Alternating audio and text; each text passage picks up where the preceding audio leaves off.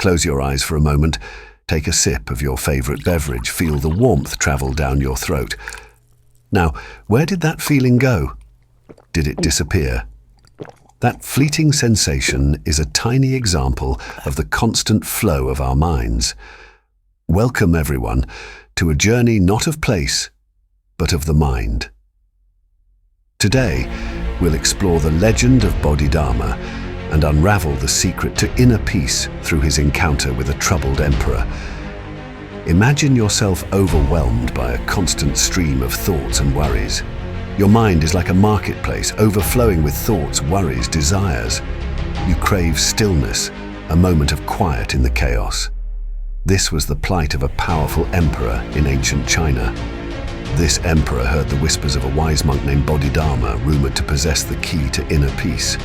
He's said to have traveled a great distance, all the way from the Indian kingdom of Kanchipuram, to share his unorthodox teachings in China.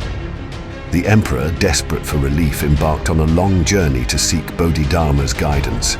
Upon reaching near the Bodhidharma, the emperor said, "Master Bodhidharma, my mind is very uneasy, very disturbed. You are a great sage, and I've been waiting for you to ask for your help. Tell me what I should do to put my mind at peace." Hearing to his problem, the Bodhidharma said, "You don't do anything. First, you bring your mind to me." The emperor could not follow what he said. "What do you mean?"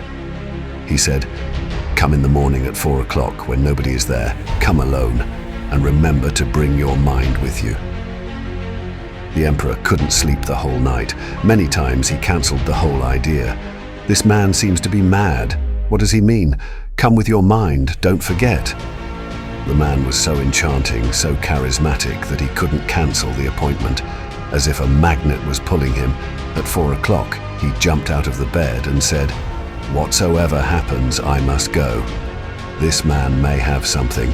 His eyes say that he has something, looks a little crazy, but still I must go and see what can happen." So he reached, and Bodhidharma was sitting with his big staff. He said, "So you have come. Where is your mind? Have you brought it or not?" The emperor said, "You talk nonsense.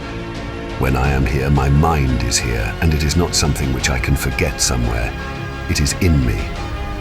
So Bodhidharma said, "Okay. So the first thing is decided, that the mind is within you." The emperor agrees. Bodhidharma said, "Now close your eyes and find out where it is. And if you can find out where it is, immediately indicate to me. I will put it at peace." So the emperor closed his eyes, tried and tried, looked and looked. The more he looked, the more he became aware there is no mind. Mind is an activity. It is not something that you can pinpoint to. But the moment he realized that it is not something, then the absurdity of his quest became exposed to himself. If it is not something, nothing can be done about it. If it is an activity, then don't do the activity, that's all. If it is like walking, don't walk. He opened his eyes. He bowed down to Bodhidharma and said, "There is no mind to be found." Bodhidharma said, "Then I have put it at peace.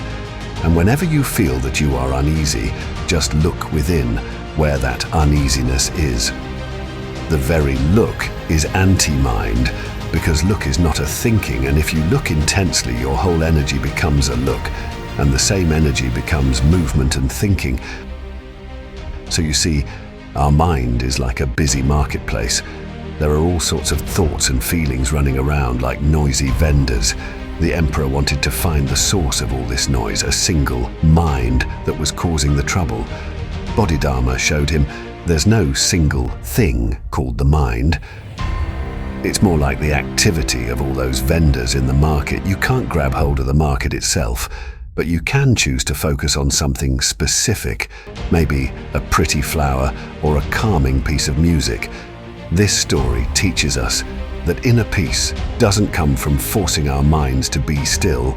Instead, it arises from a gentle focus within, a quiet observation of our thoughts without judgment. By cultivating this awareness, we can find a sense of calm amidst the constant flow of life. As Bodhidharma once said, The mind is the root from which all things grow. If you can understand the mind, everything else is included. It's like the root of a tree. All a tree's fruit and flowers, branches and leaves depend on its root.